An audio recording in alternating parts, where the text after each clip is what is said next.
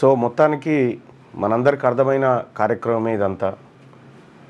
బలహీనమైనటువంటి జీవోతోటి బలహీన వర్గాలను మభ్యపెట్టాలని రేవంత్ రెడ్డి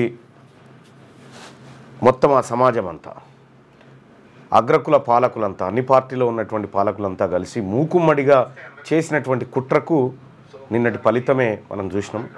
నేను మొదటి నుంచి చెప్తుంది కూడా అదే, వీళ్ళెప్పటికీ మనోళ్ళు కాదు అని చెప్తూనే ఉన్నా. కాంగ్రెస్లో ఉన్న రెడ్డి, బీఆర్ఎస్లో ఉన్న రెడ్డి, బీజేపీలో ఉన్న రెడ్డి, వాళ్ళందరూ కూడా అగ్రవర్ణాలంతా ఒక్కటై ఈ డ్రామా చేసి తినే టైంకి బీసీల బుక్కను గుంజేసిరు, వాళ్ళ తలను గుంజేసుకొని వెళ్ళిపోయారు. ఇది ఇవాళ కొత్తనా? ఏం జరిగింది గతంలో? అసలు తెలంగాణ రాష్ట్రంలో ఉన్నటువంటి బీసీలకు ఒక చరిత్ర తెలవాలి. ఆ చరిత్రను కాసేపట్లో మీ ముందు పెడతా. ఎవరు వీళ్ళు? రేవంత్ రెడ్డికి బీసీల రిజర్వేషన్ ఇచ్చేంత ఇష్టముందా? రేవంత్ రెడ్డి కానీ ఇంకో రెడ్డి కానీ, జానారెడ్డి అనేటువంటి ఓ ముసలి నక్క చేసిన ఎత్తులో ఈ వ్యవహారం అంతా నడిచింది. కానీ గుర్తుపెట్టుకో జానారెడ్డి, నీ కొడుకులను రాజకీయంగా పుట్టగతులు లేకుండా చేయకపోతే, నీ రాజకీయ ఉనికి ఎక్కడ లేకుండా చేయకపోతే నా పేరు తీన్మార్ మల్లన్న కాదు. ఇవాళ 2.5 కోట్ల మంది బీసీల కళ్ళల్లో దుఃఖాన్ని చూసినావు కదా నువ్వు. ఇవాళ ఆ దుఃఖానికి కారణమైనవు కదా రేవంత్ రెడ్డి గారు. మీరు కూడా మూకుమ్మడిగా చేసినటువంటి కుట్ర ఏదైతే ఉందో, ఈ కుట్ర ఇవాళ బట్టబయలైపోయింది. ఇందులో నిన్న కొద్దిమంది లీడర్ల ప్రెస్ మీట్ చూస్తూ ఉంటే నవ్వొస్తుంది నాకు. ఫస్ట్ రోజు వాళ్ళ వీడియోలో ఏం మాట్లాడిరో చూడ్రి మీడియా ముంగట, సెకండ్ రోజు ఏం మాట్లాడుతున్నారో చూడ్రి. వాళ్ళు అగ్రవర్ణ పార్టీల ప్రతినిధులుగా మాట్లాడుతున్నట్టుగా కనిపిస్తూ ఉంది.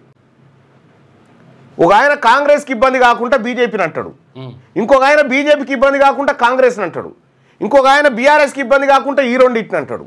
మరి వీళ్ళని చూస్తూ ఉంటే బీసీ సమాజం చాలా ఆశ్చర్యం వ్యక్తం చేస్తూ ఉంది. వీళ్ళు ఎవరు మనోళ్ళు కాదు, కానీ ఇవాళ వాళ్ళ నాటకాలు చూస్తూ ఉంటే, నేను రెడ్ల నాటకాలు అది నేను పసిగట్టి చెప్తూనే ఉన్నా, కానీ వీళ్ళ నాటకాలు కూడా గమ్మత్తున్నాయి. ఇక్కడ చాలా విచిత్రమైన నాటకాలు. పేరుకు బీసీలమని చెప్పుకొని తిరిగి కాంగ్రెస్ ఆయన మంచిగానే చేసిండు, బీజేపీ ఆయన మోసం చేసిండు అని ఒక ఆయన, బీజేపీ ఆయన ప్రయత్నం ఆయన చేసిండు, వీళ్ళే మోసం. ఏంది మనం ఏమన్నా అధికార ప్రతినిధులమా దానికి?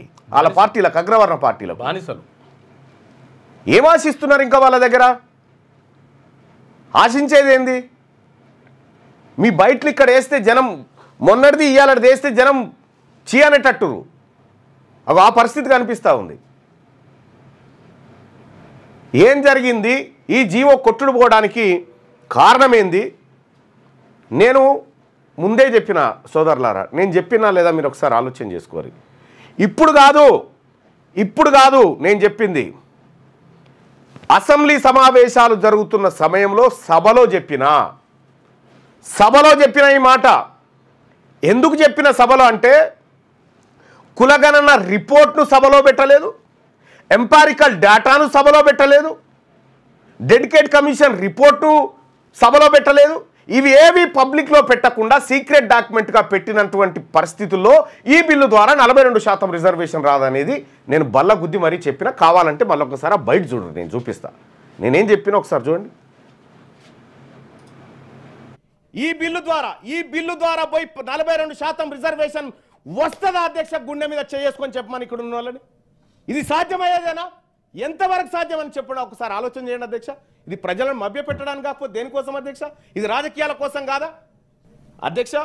వాస్తవానికి ఈ బిల్లు ద్వారా పోయి 42% రిజర్వేషన్ వస్తుందా అధ్యక్ష? గుండె మీద చేసుకొని చెప్పమని ఇక్కడ ఉన్న వాళ్ళని. ఇది సాధ్యమయ్యేదేనా? ఎంతవరకు సాధ్యమని చెప్పడం ఒకసారి ఆలోచన చేయండి అధ్యక్ష. ఇది ప్రజలను మభ్యపెట్టడానికి కాకపోతే దేనికోసం అధ్యక్ష? ఇది రాజకీయాల కోసం. ఇది నేను ఆ రోజే చెప్పిన, వీళ్ళు ఆర్డినెన్స్ తీసుకొచ్చిన రోజు చెప్పిన, వీళ్ళు బిల్లు పెట్టిన రోజు చెప్పిన, ఇది నిబంధనలకు అనుకూలంగా తయారైతున్న బిల్లు కాదు. ఇది పుట్టుకతోనే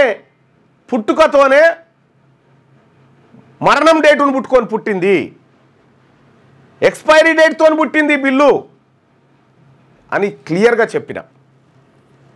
చెప్తే చాలామంది మంత్రులు తీన్మార్ మల్లన్న గట్లే మాట్లాడుతాడు, ఆయనకి ఏమెరక అని చెప్పానన్నారు. నాకేమెరక కాదు, నేను చాలా ఇన్డెప్త్కు పోయిన దీంట్లో. ఈ వర్గాలకు బీసీలకు న్యాయం జరగాలంటే ఏమి చేయాలనే దాంట్లో 1952 దగ్గరికి కూడా పోయిన నేను. ఆ రోజు నుంచి ఏం జరిగింది, ఎక్కడికి వచ్చినాం, ఏం లెక్క మొత్తం అన్ని పరిశీలించి నేను సభకు వచ్చి మాట్లాడినా. ఉత్తగా మాట్లాడలే, అధికారులు రాసిచ్చే చిట్టీలు చదివే టైప్ కాదు నేను ఇన్డెప్త్గా పోయి మాట్లాడినా. కులగణనను కేవలం అప్పర్ క్యాస్ట్ జనసంఖ్యను పెంచుకోవడానికి వాడినరు, బీసీల కోసం కాదు అని చెప్పిన. కాగితాలు తలగబెట్టిన ఇక్కడ నేను కాగితాలు తలగబెడితే కాంగ్రెస్ పార్టీ నుంచి నన్ను సస్పెండ్ చేయించిండు రేవంత్ రెడ్డి. మరి ఇవాళ నేను గాలబెట్టినా కదా, ఇప్పుడు నీకు జీవో కాగితాన్ని ఎడదలగబెట్టమంటావు, జీవో నెంబర్ 9 ఎడదలగబెట్టమంటావు. నేను ఏదైతే చెప్పినో అదే జరిగింది. నేను మొదటి నుంచి చెప్తానే ఉన్నా, వీళ్ళు ప్రజల్ని మోసం చేస్తూ ఉన్నారు, వీళ్ళు ప్రజల్ని మభ్యపెడతా ఉన్నారు, ఇది కేవలం రాజకీయ అవసరాలు తీర్చుకోవడం కోసం చేస్తున్న ప్రయత్నంగా చెప్తూనే ఉన్నా. మీ వ్యాపారం అభివృద్ధి కావాలని కోరుకుంటున్నారా? అయితే వెంటనే క్యూనస్ని సంప్రదించండి. Schools, colleges, banks, shops, office promotions, land promotions, political promotions, restaurant promotions, hospital promotions, పుట్టినరోజు వేడుకలు, శుభకార్యాలు, వ్యాపారాలు ఏవైనా, సందర్భం ఏదైనా ఇప్పుడే క్యూనస్ ద్వారా తెలియజేయండి. మీ వ్యాపారాన్ని అభివృద్ధి చేసుకోండి.